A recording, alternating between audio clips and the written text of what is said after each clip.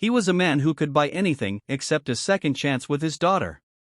But one ordinary morning, inside a noisy construction site, he froze, because standing there in a dusty worker's uniform was a girl who looked exactly like the daughter he buried 5 years ago. Pause for suspense. What he discovered next would change not just his fortune but his soul forever. The sun was harsh that morning, casting long shadows across the new skyscraper site in downtown Chicago. Workers shouted, drills whirred, and dust filled the air. Among them stood a thin girl in a yellow helmet, pushing a wheelbarrow full of cement bags. Her face was hidden beneath the shade of her hard hat, but something about her posture, the way she tilted her head when she listened, was strangely familiar. From the balcony above, Richard Hall, a billionaire real estate tycoon, watched with folded arms.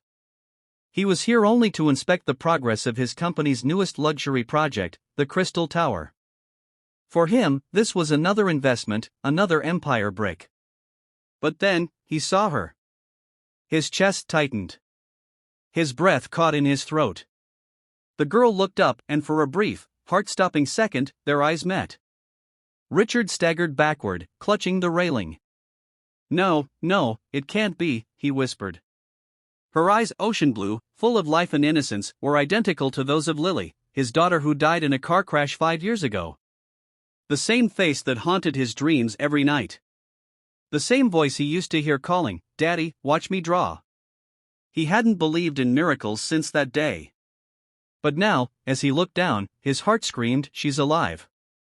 Unable to resist, Richard ordered his driver to stop the car. He walked down into the construction zone, his designer shoes sinking into the mud. Workers stared, no one expected the boss himself to step foot among them. The girl noticed him. She froze too, visibly nervous. "Sir?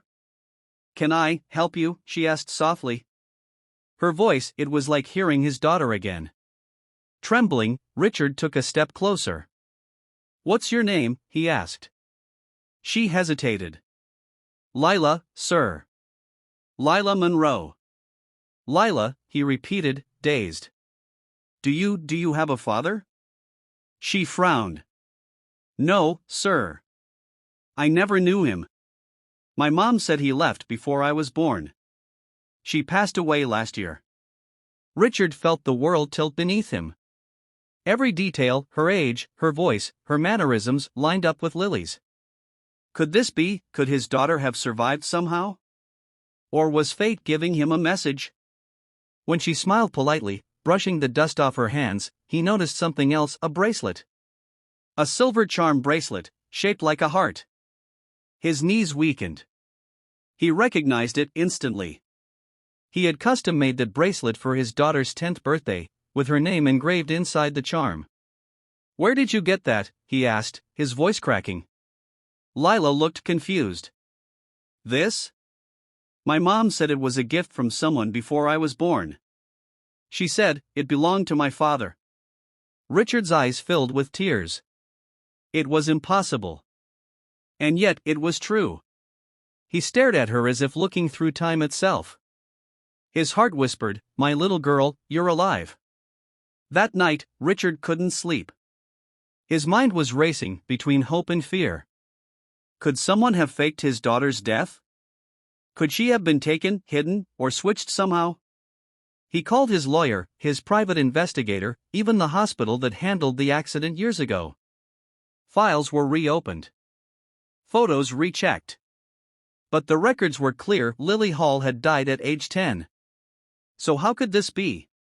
The next day, Richard returned to the construction site, this time not as a boss, but as a broken father looking for truth.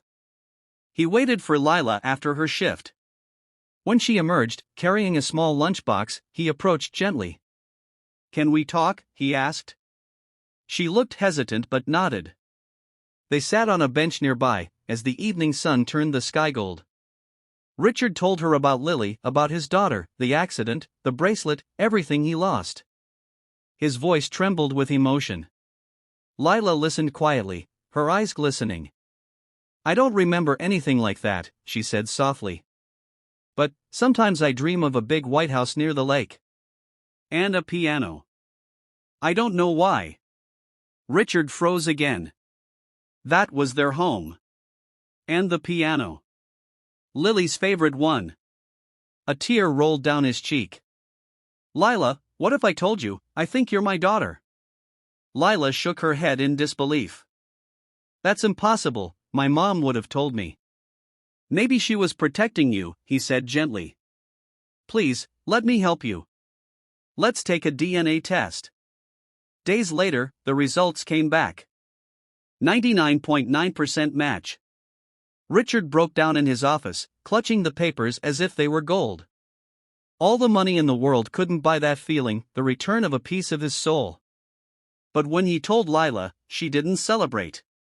Instead, she cried. Why now? She asked through tears.